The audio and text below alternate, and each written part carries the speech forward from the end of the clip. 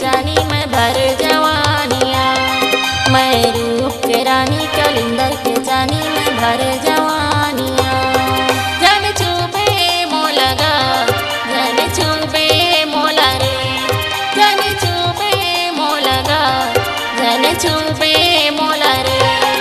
मैं रूप के रानी कलिंदर के जानी मैं भर जवानिया, मैं रूप के रानी कलिंदर के जानी मैं भर जवानिया।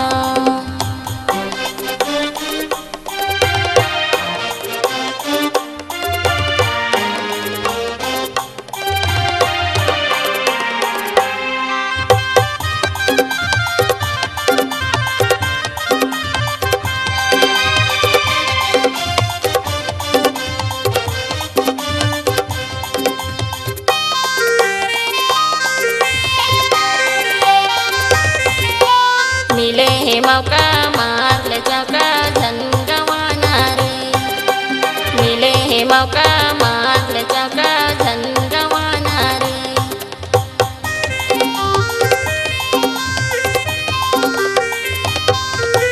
मिले है मौका मार ले चौका धन गवाना रे, मिले है मौका मार ले चौका धन गवाना रे।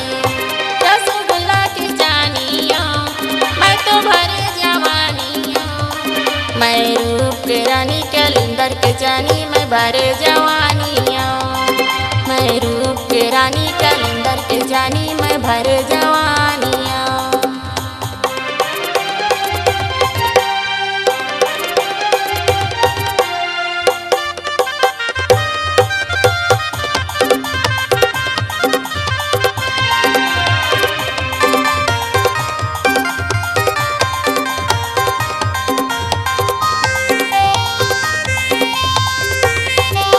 नोहा मैया ने अपन मोला जान ललिता अनंत हवे मोर नाम।